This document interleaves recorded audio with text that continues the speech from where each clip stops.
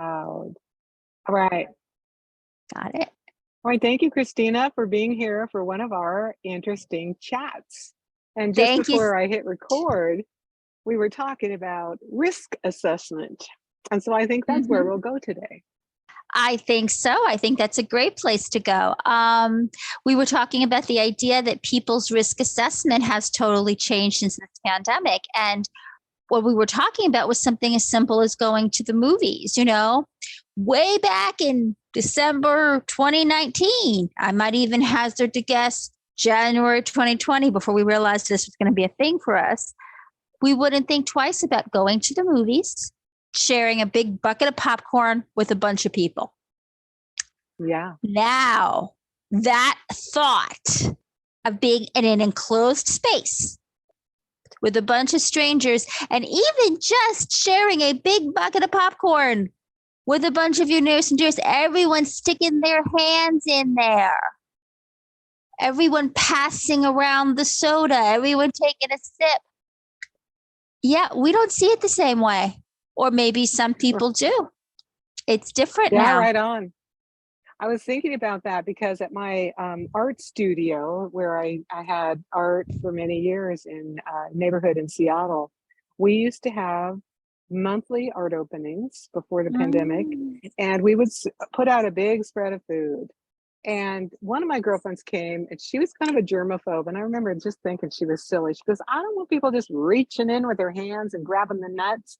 So she put tiny little paper cups full of nuts on a big tray, so everyone could just take their nuts and their hand wasn't contaminating someone else. Now, at the time, I thought, how silly.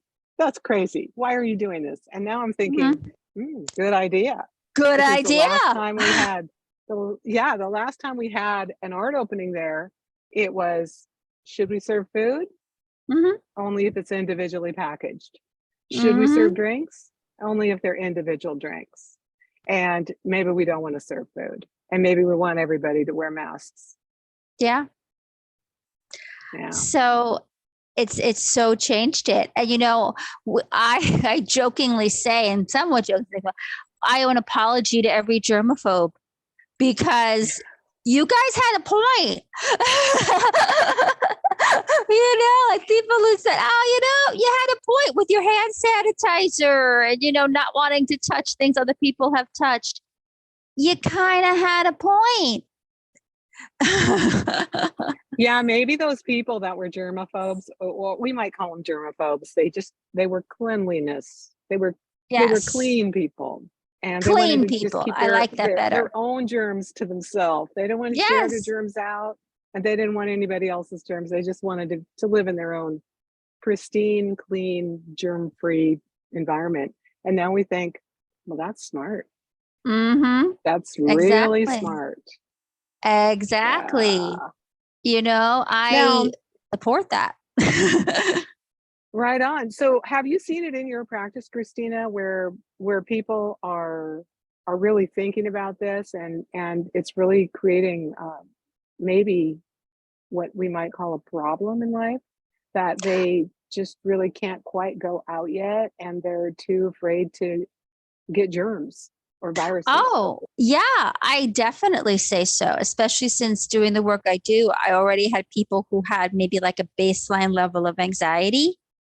So now this just kind of has increased that. So, I mean, once we had the vaccine and certain things, people kind of were making themselves go out there more, but there still is that anxiety, especially since it doesn't seem to stop. Like we have new variants and monkeypox, and now polio has made a comeback.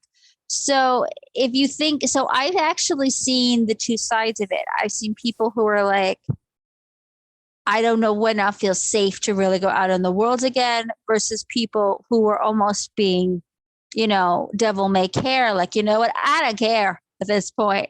I'm just going to do what I want to do. And so I've seen both flip sides of it. Like, I think because it has been such an extreme situation, we've lost, or our ability to modulate is kind of shaky right now. I've seen like one extreme or the other, either extreme caution or, I don't care. I'm just going to go do it. I'm going to live my life. Where there actually is room for middle ground here.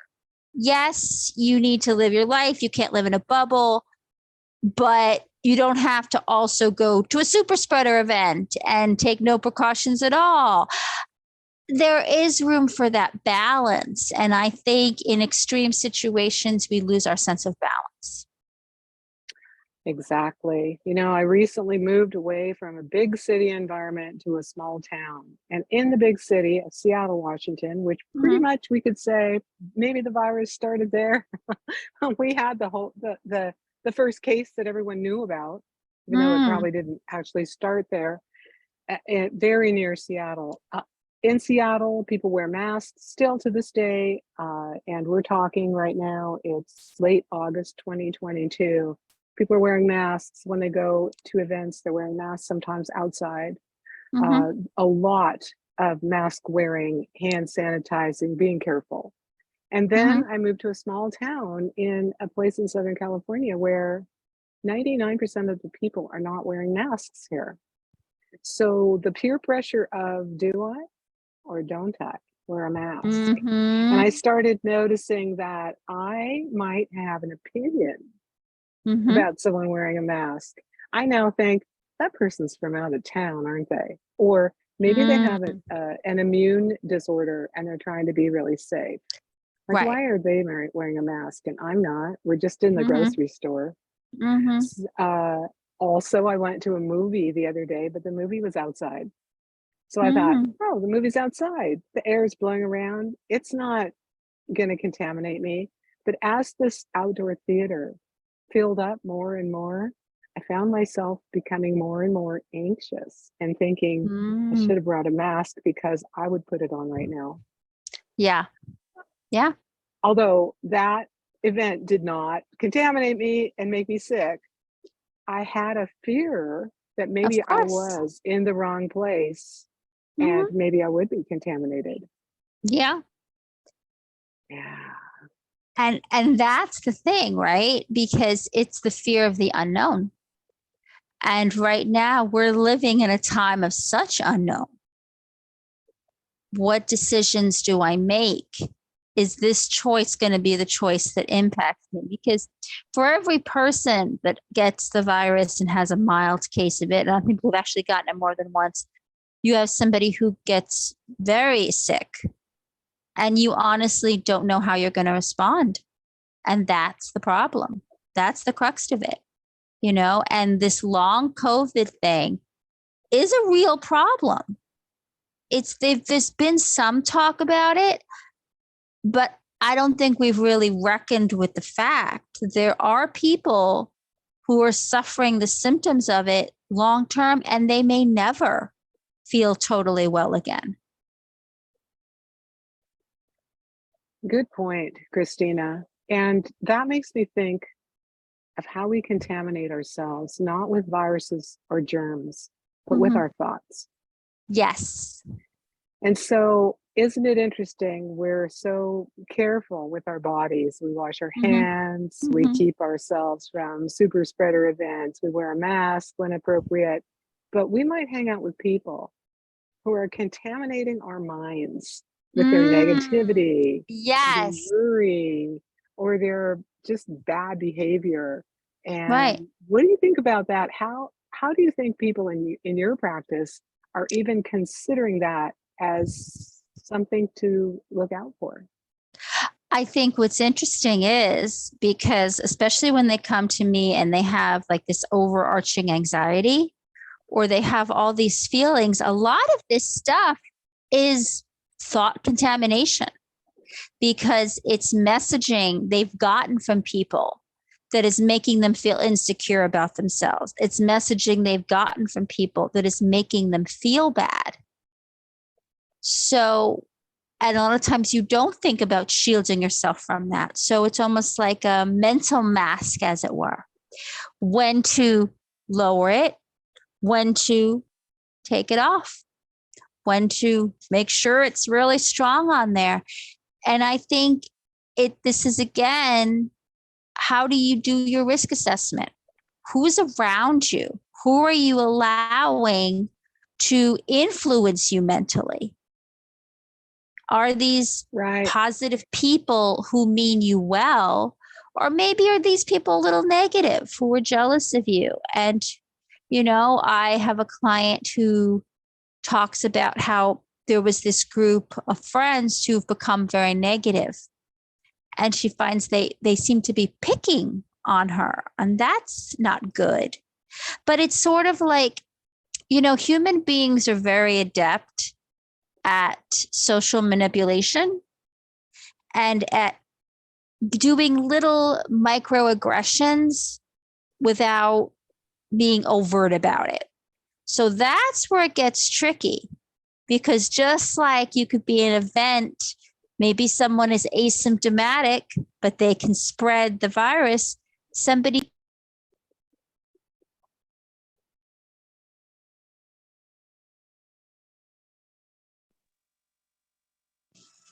sorry, the thing froze for a sec. Yeah, you're back. Sorry about that. I hope that didn't mess up our recording too much. You heard I heard asymptomatic. Yes. So just like people can be asymptomatic with the virus and still spread it, people can be seemingly innocuous, but in their words and in what they're saying, they're actually causing damage. So like that quote friend who makes the dig of like, oh, you're so lucky you don't have to worry about your weight, but is really saying you don't seem to be doing what you need to do. The person that says, oh, wow. So like, so I see like, so your boyfriend didn't do anything for your anniversary, and where does that come from? That comes from people's own insecurities. That sort of passive aggressive, I don't feel great, so I'm going to make you feel a little bad so that I feel better kind of thing. So when we're talking about shielding ourselves from negativity, also recognizing when something's coming at us in a way that's not so nice. Or like, I hate when people say, oh, I'm just telling you this for your own good. So there's a way to say things in love and a way to say things in attack. And there is 100%. a difference. Yeah, 100%. I agree. And this makes me think of 3 ways that I tell people if they feel like they've been hanging around with people that are giving them negative energy or making them Mm-hmm. feel poor about themselves. There's a couple of ways to get rid of that. And one is to visualize yourself as a washing machine on the spin cycle. And the outside of your aura or the outside of your energy field is spinning. And everything that isn't yours is just spinning out away from you. I Isn't that like beautiful? that. I love that. Another beautiful way to do it right in the moment, because we can feel. I tell my clients, notice what you're noticing. So what is it you're noticing? If you're noticing you're feeling kind of bad while you're talking to someone, or it feels like they're just kind of pulling your energy and they're getting more and more animated and you're feeling worse and worse while they're talking, you can imagine that there's a cord going from your heart into their heart. And you can go like this with your hand in space and cut that cord. I did it one day, and the woman who was talking to me instantly stuttered a little bit and changed the subject. I'm like, wow, that worked so great. Wow, that worked fantastic. The third way is to imagine you're in a bubble, and the bubble is a mirror on the outside. And so whatever people are saying to you just gets mirrored back to them. And you're just in your own beautiful space, bubble around you, your mirror bubble. I love that. So you have the spin cycle, wherever's happening, it's getting spun away from you. Yeah. I like it. You have cutting the cord of this person, like, okay, yeah, I'm totally cutting you off. This is no good.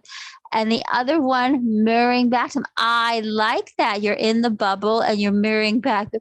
I really like that. It's like, remember in Greek mythology, Medusa couldn't see her own reflection? Yeah. Like the only way to destroy her was to show her her own reflection. And then she would, Yeah, because if she saw you, she could turn you to stone. But if you that kind of mirror and reflected back to her, then she would turn to stone. that's so beautiful. It's like this, that might be where that mirror concept comes from. But Yeah, yeah, I like that. so so great to think that the also the thing I've heard recently, and I think I'll end our conversation here because we've gone for a while, is the you're only as good as the five people you hang around with the most. I like that. So consider that, people. Who are the five Hmm. people you hang around with the most? And are they lifting you up? Are they supporting you? Are they loving you? Or are they dragging you down? Because maybe it's time to get new people. I like that. Get some new people. Not saying you have to reject anybody, but what are they doing? Are they lifting you up or are they dragging you down? I like that. Yeah, beautiful. Okay, until next time, Until next Delisa time, and Christina, we'll talk to you later. talk to you later.